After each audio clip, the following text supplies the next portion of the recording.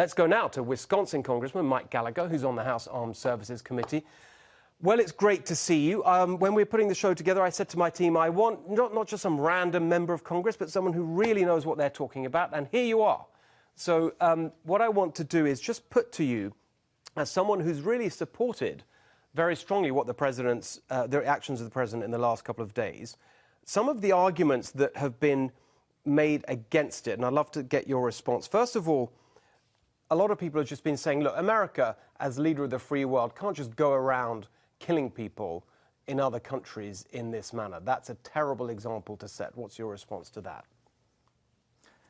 I would say that this Qassem Soleimani was the head of a designated terrorist organization.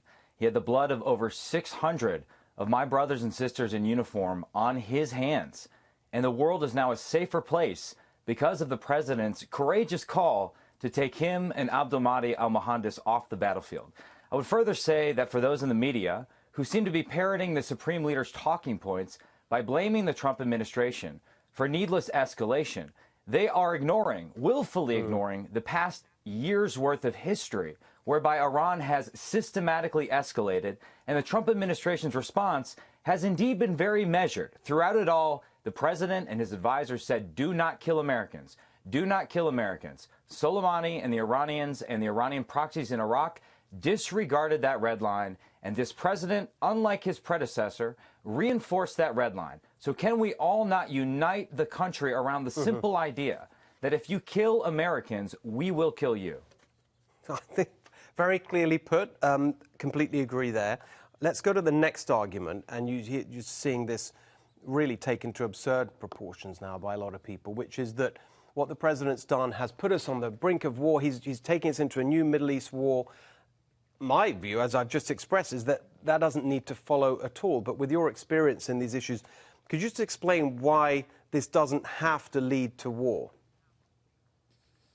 Well, my experience is that every time we show credible resolve, every time we demonstrate American strength and willpower, the Iranians back down. And that's not just recent history. That goes back to Ronald Reagan getting elected in 1980 and then releasing the hostages. That goes back to 2003 when they suspended their nuclear program. The list goes on and on.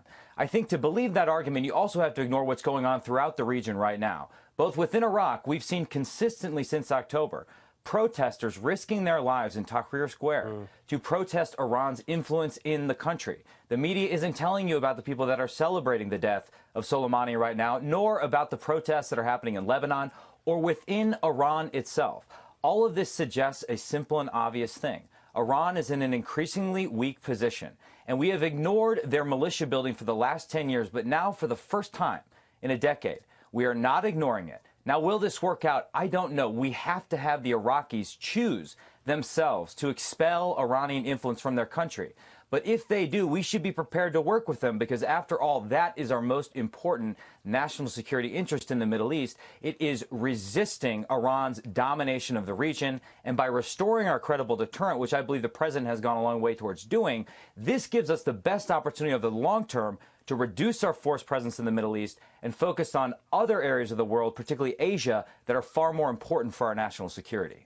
Really interesting. Last quick question. We don't have a huge amount of time, but I just wanted to address the ISIS point, which I touched on earlier, which is a lot of people have been saying, well, actually, Iran, because they oppose ISIS, was helpful in our fight against ISIS, and this is going to undermine that. What do you say to that?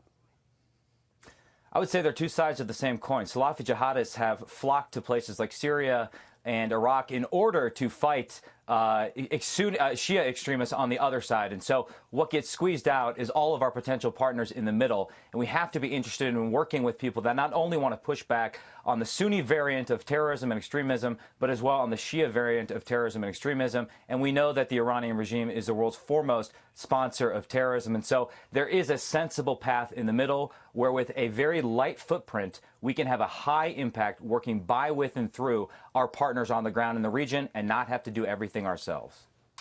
Well, there you go. You see, I told them you knew what you were talking about. Congressman, really great that you could be with us tonight. Really appreciate it and hope to see you soon. Thank you, Steve.